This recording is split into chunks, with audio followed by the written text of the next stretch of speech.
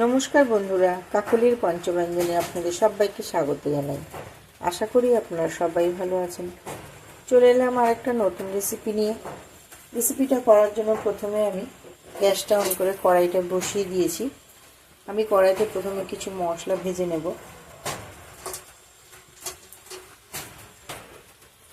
প্রথমে দিয়ে দিলাম কয়েকটা গোলমরিচ,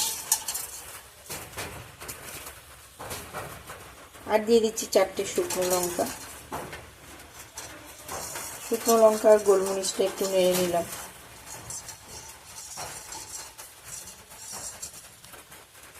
এবার দিয়ে দিচ্ছি 1 চামচ পাঁচফোড়ন। এবার দিয়ে দিচ্ছি 1 চামচের একটু কম গোটা জিরে। এবার দিয়ে দিচ্ছি 1 চামচ মৌরি।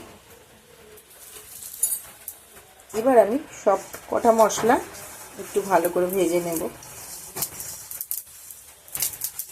গ্যাসের ফ্লেমটা মিডিয়ামে রেখে গোটা মশলা কটাকে ভেজে নিচ্ছি। মশলাগুলো আমার ভাজা হয়ে গেছে। এবার আমি গ্যাসের ফ্লেমটা অফ করে দিয়ে মশলাগুলো ঠান্ডা করে নিয়ে মিক্সিতে গুঁড়ো করে নিচ্ছি। এবার আমি দেখুন এখানে নিয়ে নিয়েছি আম, কাঁচা আম। আমি এখানে 500 গ্রাম আম নিয়ে নিয়েছি। 500 গ্রাম আমার 4টে আমে আমার 500 গ্রাম ওজন হয়েছে। আমগুলো ভালো করে ছাড়িয়ে নিচ্ছি। দেখুন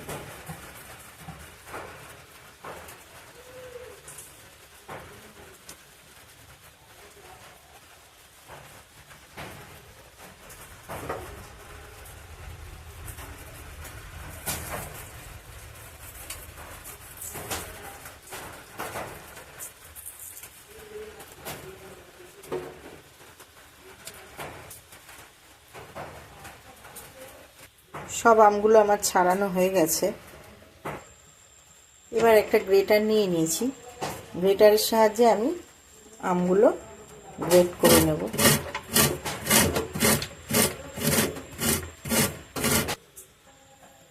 সবকটা আম আমি গ্রেট করে নিয়েছি।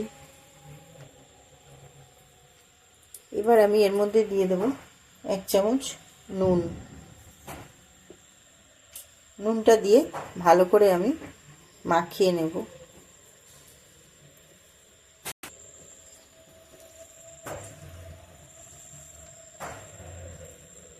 মাখানো হয়ে গেছে। এবার আমি এটা এক সাইডে রেখে দিচ্ছি। আবারও গ্যাসটা অন করে কড়াইটা বসিয়ে দিয়েছি। কড়াই আমি দিয়ে দেব সর্ষের তেল।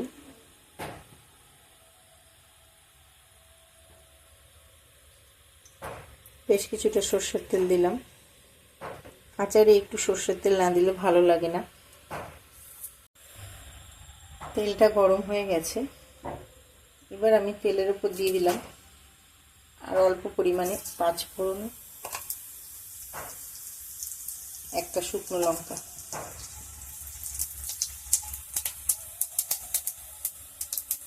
পাঁচফোড়ন আর লঙ্কাটা একটু নাড়াচাড়া করে নিলাম। এবারে আমি গ্রেট করা আমটা দিয়ে দিলাম।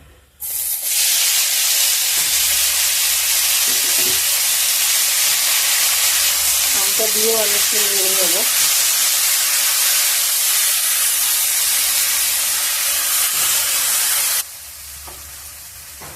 এবারে দিয়ে দিচ্ছি 1 চামচ হলুদ গুঁড়ো, 1/2 চামচ পরিমাণে নুন, যেহেতু আগে আমি 1 চামচ নুন দিয়েছিলাম। আর দিয়ে দিচ্ছি 4 চামচের 1/2 চামচ কাশ্মীরি লঙ্কার গুঁড়ো। এবারে সব মশলাগুলো দেওয়া হয়ে গেছে, একটু নেড়ে নেব ভালো করে।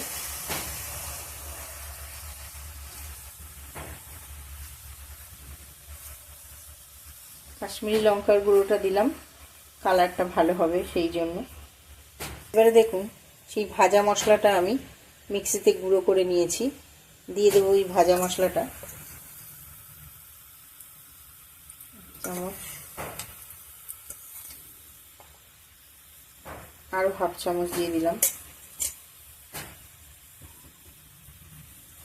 দিয়ে আমি আরও একবার ভালো করে নেড়ে নেব।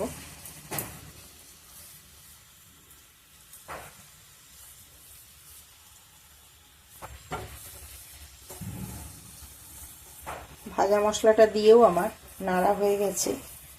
এবার আমি দিয়ে দিচ্ছি এখানে গুড়। আমি এটা তালের গুড় ব্যবহার করছি, আপনারা চাইলে এখানে আখের গুঁড়ো দিতে পারেন।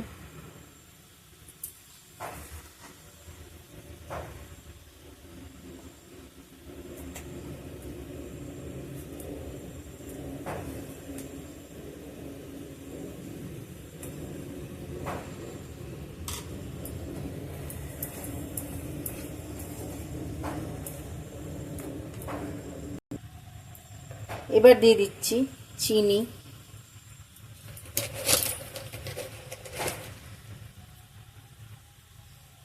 দু চামচ চিনি দিয়ে দিলাম। আমি এখানে গুড় আর চিনি দু রকম ব্যবহার করেছি। আপনারা চাইলে কেউ এখানে শুধু গুড় দিয়ে কিংবা কেউ চাইলে শুধু চিনি দিয়েও আচারটা বানাতে পারেন। দু রকম দিলাম আমি, খুব সুন্দর গন্ধ হয় আর খেতেও খুব ভালো লাগে। আমার এই আচারের রেসিপিটা সম্পূর্ণ আমার বাবার। আমার বাবা ভীষণ ভালো আমের আচার করতেন। বাবা আজকে নেই, আচারটা করার সময় বাবার কথা ভীষণ মনে পড়ছে। আমার বাবা আমের বিভিন্ন রকমের আচার বানাতেন, খুব সুন্দর হতো খেতে। এই আচারটা বাবার কাছ থেকেই শেখা।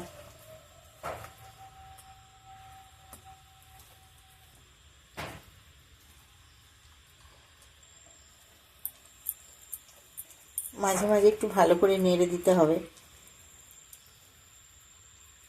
তা না হলে তলায় পুড়ে যাবে,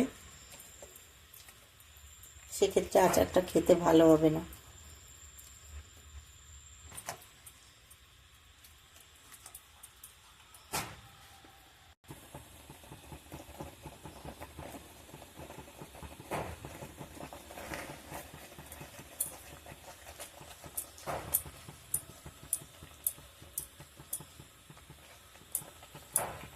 বন্ধুরা, আমার এই কাঁচা আমের ঝুড়ো টকঝাল মিষ্টি আচারের রেসিপি ভিডিওটা যদি আপনাদের ভালো লেগে থাকে তো প্লিজ আমার চ্যানেলটা সাবস্ক্রাইব করবেন, লাইক কমেন্ট শেয়ার করতে ভুলবেন না। আর আমার এই রেসিপিটা কেমন লাগলো কমেন্ট বক্সে জানাতে ভুলবেন না প্লিজ। আর আমার চ্যানেলের নতুন বন্ধু যারা এখনও আমার চ্যানেলটা সাবস্ক্রাইব করেননি প্লিজ সাবস্ক্রাইব করে দেবেন, যাতে পরবর্তী সময় আমি নতুন কোনো রেসিপির ভিডিও দিলে সেই আপডেট খুব সহজেই বা তাড়াতাড়ি আপনার কাছে পৌঁছে যেতে পারে। এতক্ষণ আমার সাথে ধৈর্য ধরে থাকার জন্য অনেক অনেক ধন্যবাদ। আচারটা আমার প্রায় হয়েই এসেছে। এবার আমি দিয়ে দেব আরেক চামচ ভাজা মশলা। ভাজা মশলাটা দিয়ে আমি নেড়ে নিচ্ছি। এবার আমি গ্যাসের ফ্লেমটা অফ করে দিচ্ছি।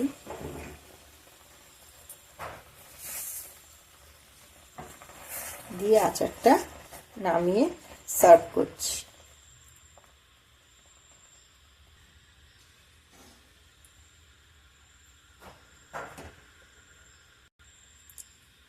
বাড়িতে একবার হলেও ট্রাই করবেন, অসম্ভব সুন্দর হয় খেতে এই কাঁচা আমের ঝুড়ো টকঝাল মিষ্টি আচার।